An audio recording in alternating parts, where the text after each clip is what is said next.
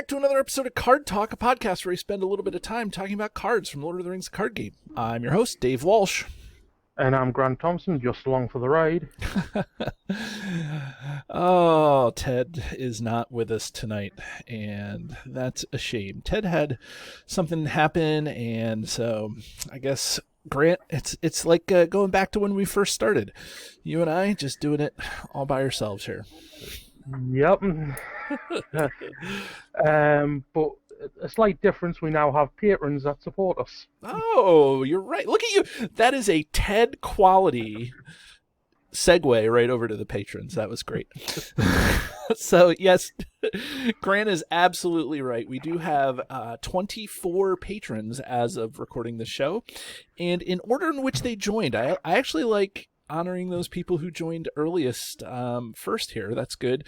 So we had Dominic, Joseph were first to the show way back in January 2019 when we first opened up a Patreon account a long time ago. And then Phil, Lou, Sean, David, Robert, who is Grimbjorn the Old. Grimbjorn the Old got his swag in the mail the other day, and that was super nicey Sunday, super nice email to us thanking him for the swag. So Grimbjorn the Old, thank you so much for doing that. And then we have Mike, Daniel, Kyle, Jason, Justin, Russ, Matt, Joshua, Jake, James, Vardane, Carl, Niall, Joe, Peter, Edmund, and then a new patron for this month, Alex.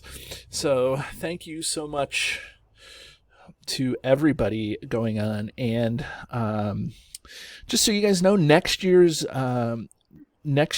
main swag giveaway is going to be for the $5 a month and up patrons, where there's a significant increase in the coolness of the swag. So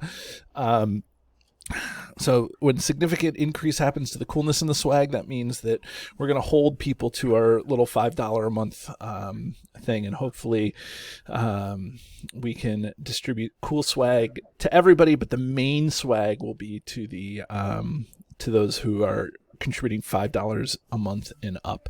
And I think the cutoff for that, we're going to have to make it the cutoff in May. And Grant, this is the first year you've been involved in the swag. So are you excited for the swag this year? I'm always excited for the swag, my friend. Always excited. I know. I think it's safe to say that this sort of swag has never been done before, right? I think so. Like I don't remember anybody putting out swag like this. No, I don't remember it either, but they might have done. Yeah, maybe, but I don't think so. But I don't remember it. Yeah, right. Yeah. I mean, and we haven't been a part of the community forever, but we've been a part of the community long enough now that I feel like we know what the swag has been for a lot of the swag providers. But anyways, all of that to say is that I'm probably going to put together something, a small token of appreciation for everybody, and then I'm going to put together the main swag for those who are $5 and up patrons.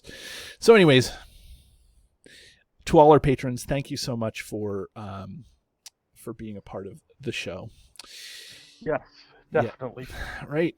So I think we should probably get into the card that we chose. Well, that is why we're here. That is why we're here. So, Grant, why don't you talk a little bit about the card that we chose to do tonight?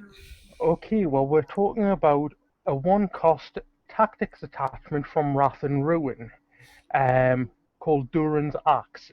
It is an artifact, item, and weapon. It's a guarded enemy and restricted.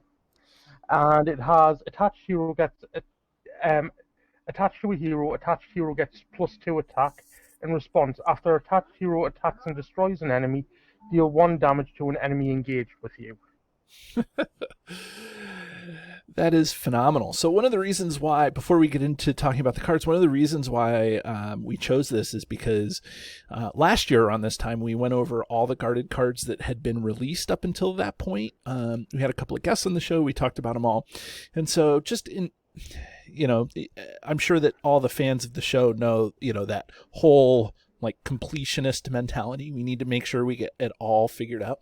So since those shows, there have been 2 more guarded attachments released. So we wanted to make sure that we got them all in and put them on the YouTube playlist so that everybody has some guarded attachment stuff to listen to.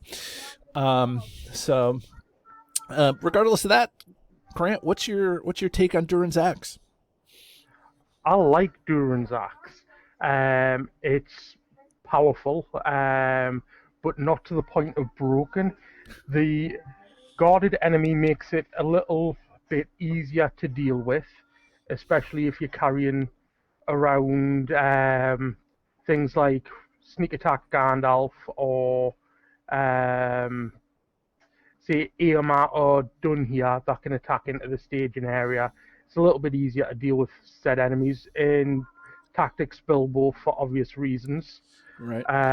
makes this card sort of dependable.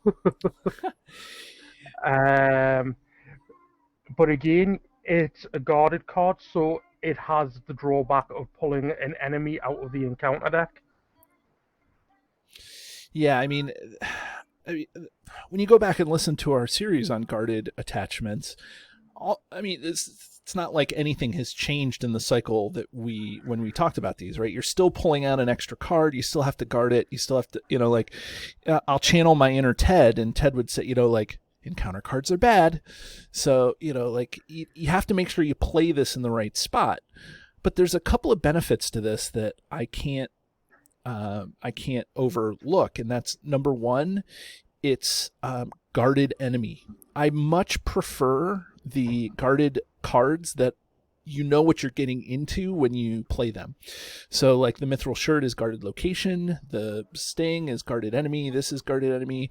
Another card that we're planning on doing is the Stone of Elastirion, that's guarded location. So you kind of know what you're getting into, as opposed to the the Arkenstone and the Necklace of Girion, which is guarded enemy or location. At least you can do some planning for this.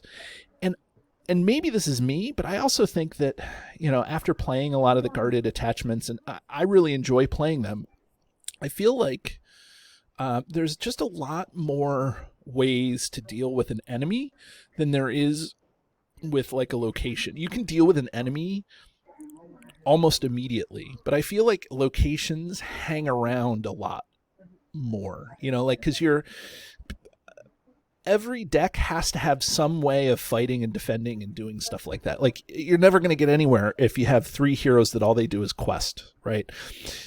As opposed to a deck that has to have like location control. And so I like the guarded enemy better than I like the guarded location cards, if I were going to put that out there. Like you said, you can sneak attack Gandalf, and that's a common thing from the very, very first part of the core set, but how do you nuke a location using the core set?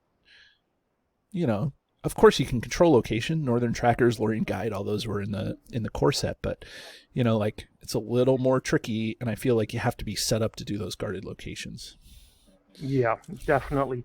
And as you say, it is easier to deal with enemies. There's always a way around dealing with enemies that maybe potentially have over the locations. But yes, there are a lot of location control. You've got Athfloth, Northern Tracker, Lorien Guide, Bilbo's Plan to some extent. Mm-hmm. There are multiple ways now of dealing with nasty locations that you may pull off for something like, say, the Mithril Shirt. That's another guarded location. Right. But, and I'm not saying that there aren't ways to deal with locations, but I agree with you. Enemies are easier to deal with. Yeah, I think that's really my thing. I also like this whole like deal 1 damage to another enemy. Oh, I don't have the. I went to a I went to another card, and so I don't have the card in front of me. What does it say? It says deal 1 damage to another enemy Enemy engaged. engaged. Okay, I thought it may have been in play, and that is thematic in terms of a lot of the other attacky allies. It turns your attacky ally into like Yazan or into Azane Silverbeard. It not exactly, because Azane is, you pay 1 to deal 2 damage to another enemy, but that whole idea of doing 1 damage to something else is really really nice. It really is helpful, right? And I think that fits it fits the theme, so Oh, definitely. And going back and looking, they've actually made another Durin's axe in the game from the Foundations of Stone cycle, the objective, which give you a +3 to attack, and if it was a dwarf, it got +1 willpower. right. And so what do you think the reason that the designers decided not to copy that one, over Well, 1-to-1? because of the fact that I would say personally it was more down to a not wanting to make dwarves broken again. Right. Because if you go back to when the Foundations of Stone was released, it was all about the dwarves. Mm-hmm. You had a few other smatterings of cards, but the primary function of the entire cycle was dwarf love, Right. for want of a better word. So I think that's the reason why they didn't um, go for another 1-for-1 copy it direct, because of the fact that it's possible that they've want it to be used outside of dwarves. Right. Yeah, and I think that makes more sense, right? Like, like you limit if you because the Foundations of Stone version is limited to dwarves, it gets a +3, right?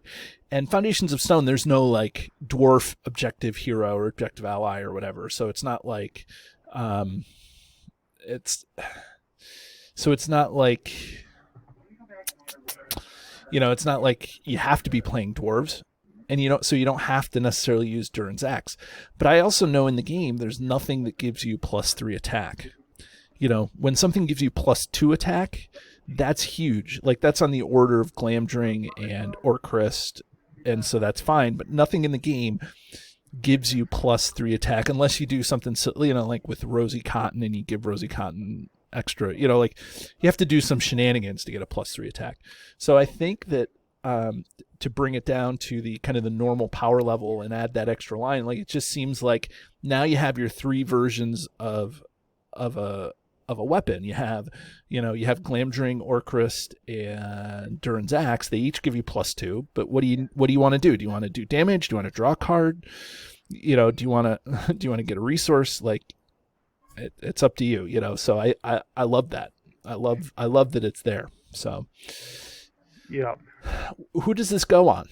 It can go on anybody, I know, but who, like, where does it make the most sense to go on? I think that comes down to, again, are you planning to keep enemies around engaged with you? I think of someone like Irma with Firefoot.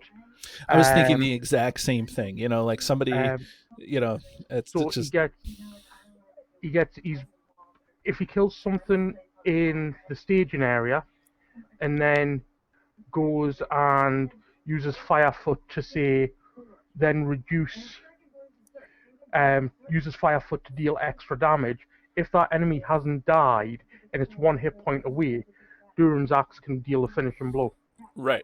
So I mean, if you had to guess, where am I putting Durin's axe? Like, thinking about me, where am I using this guy? Um, well, in all honesty, it might work well with your slippery Sylvans.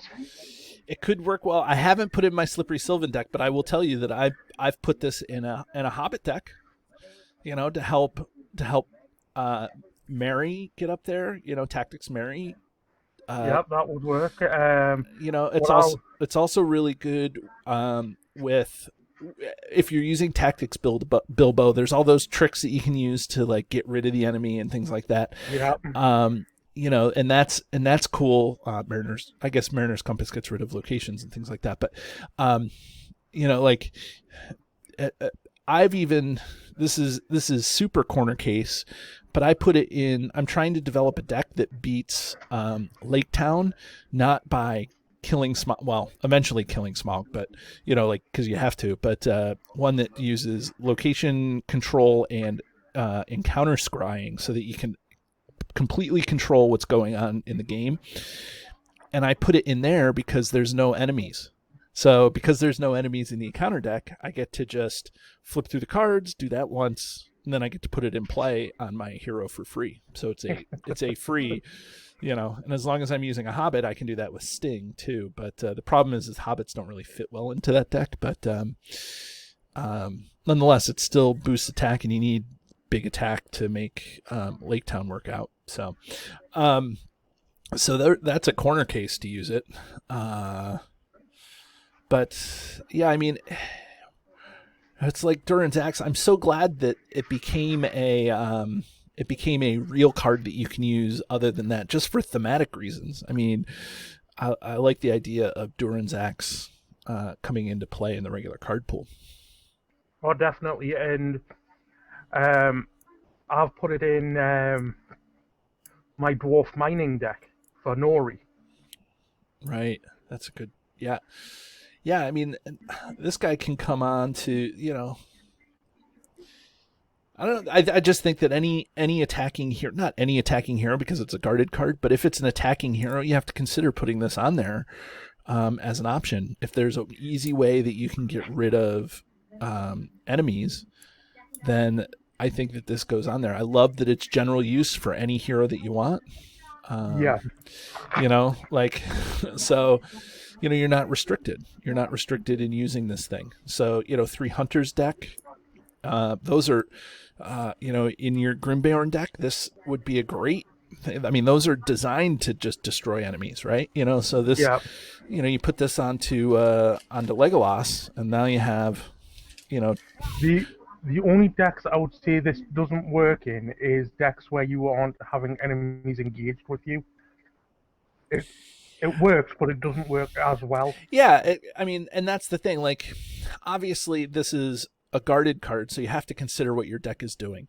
So if your deck is a support deck and you're running healing, and you have characters that can defend and attack, but your primary goal is to heal, you probably don't need Durin's Axe. Like if you're playing in a four-player game, that support deck is probably not going to need Durin's Axe.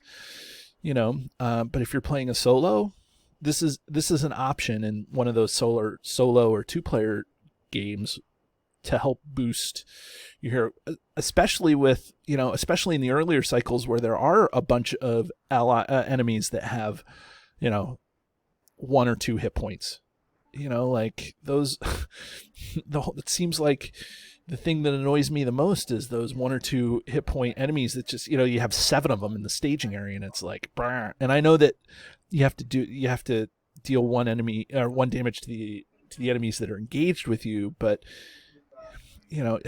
just having that extra 1 damage on somebody, if you use Thalon brings somebody out, puts a damage on it, you attack it, you attack something else, that's a 2nd damage, and then there's other ways to do direct damage. There's possible, there's Goblin Cleaver and Yazan, there's, so, if you're building a direct damage deck, I think that this fits right into that direct damage deck because you're going to need heroes that are going to attack. Like, one of the differences between this game and some of the more popular competitive card games is they have just decks that are completely direct damage. I remember when I was first getting into Magic the Gathering, and they were like, Here's a fireball and here's a lightning bolt. Like people just run direct damage. And that doesn't happen in Lord of the Rings. But there is such thing. There's no such thing as a direct damage deck in that respect, but there is such thing as a direct damage deck where, you're relying on direct damage cards to kill enemies. And this is definitely one of those, like Argalad, does damage to enemies. Bilbo fits into there. So, I mean, this card fits right into a lot of those different archetypes. The only one I'm thinking of is that it doesn't really synergize well with Haldia, because ideally you don't want to be engaging enemies. Right. Right, like Haldir, Dunhir,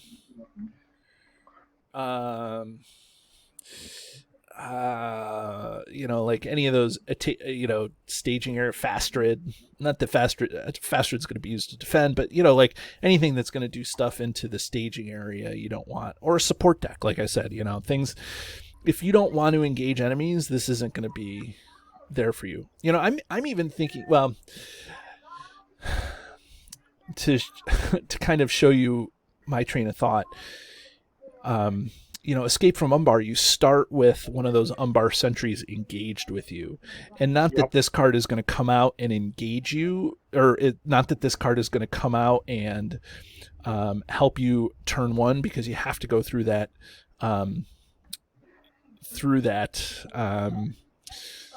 initial like round. Like it's going to be guarded enemy, and you have to take care of the enemy and all of that stuff.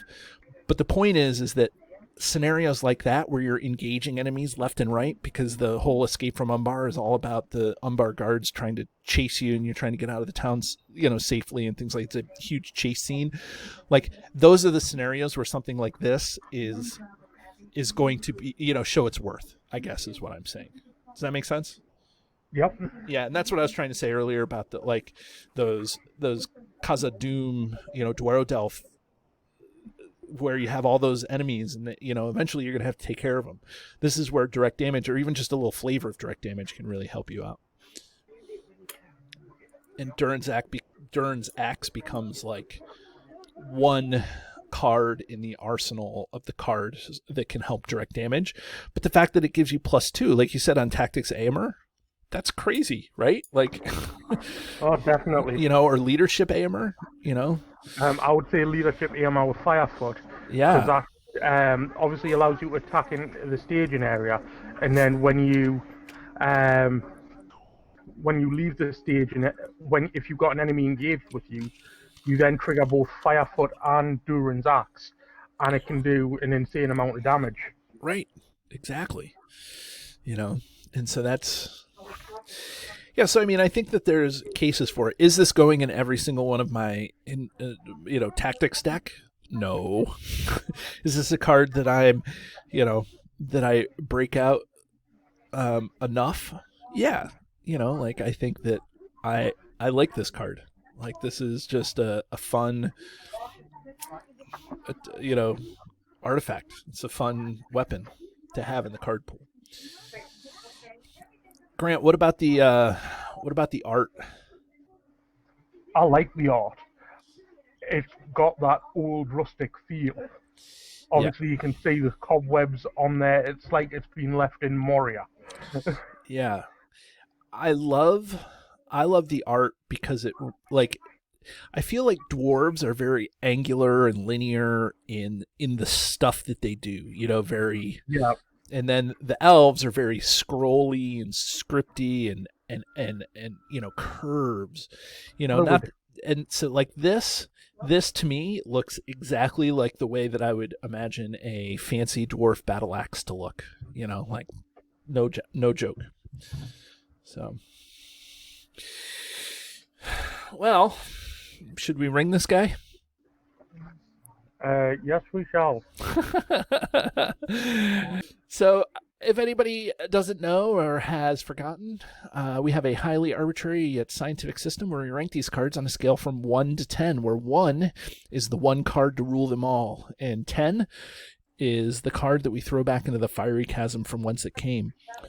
So, Grant, because you're eating, and I'm going to and I'll let you eat. I'll start off. Here's the thing, and we didn't talk about this in the main body of the show, but I will say that while Durin's axe gets +2, sometimes that becomes a win more. A lot of times you just need +1, or you don't even need the extra. You can kind of group attack, and then you don't need the extra attack. So because of that, tactics is not really suffering from having good weapon attachments. But this is a great weapon attachment for a lot of different decks because it's not restricted. It's not trait restricted. It's only just restricted, right? So, so there's a lot of, considerations going in this. Is it better than the Dagger of Westerness? No. Is it better than, the Blade of Gondolin? Probably not, but is it better than the Dwardelf Axe? I don't know. It gets into this weird thing. It only costs 1, but it brings an enemy out, and if you can deal with that enemy, that's great, and it gives you +2 on 1 card, and that's something you don't see often. So all of that stuff weighed. I think I have to give this, a 5. Because I'm going to use Durin's axe, but it's just not going to be the first weapon that maybe a 6. You know what? I'll give it a 6 because it's just not going to be the first guarded attachment or the first weapon that I reach for, and it's probably not going to be the first guarded attachment that I reach for either. So I'm gonna go with a 6. So okay, Grant, what do you think? Well, I'm on the same wavelength as you. It's not the first restricted attachment I go for when building a deck. It's powerful, no doubt, but again, it's a unique attachment, so you can't have more than one. So again, agreeing with you that it's not as good as, say, the Dagger of Westerness or the Blade of Gondolin in that sense. It's powerful enough to warrant a deck space where you don't have to worry about enemies with mitigating direct damage, like having the tough feet or regeneration, where the damage is minor. That you're going to have to get the benefits are minor where you're going to get from it. Right. It works well if you're going to be swarmed with enemies. So I'm going to give it a 5. 5, middle of the road. Yep. Okay, everybody. Well, there is our review of Durin's Axe. So have a great night, and we'll see you again on another episode of Card Talk. Do you love the content?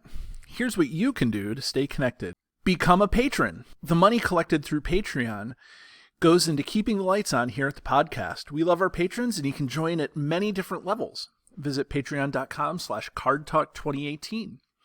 You can subscribe to us, whether you're watching our YouTube channel or you're listening to us in your favorite podcatcher. Hit the subscribe button to get notifications of all our new episodes.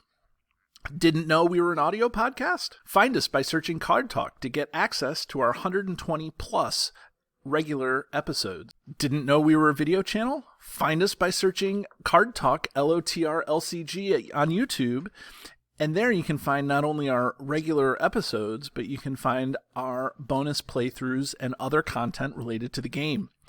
Want to get a hold of Ted, Grant, or myself? Feel free to email the podcast at cardtalk2018@gmail.com.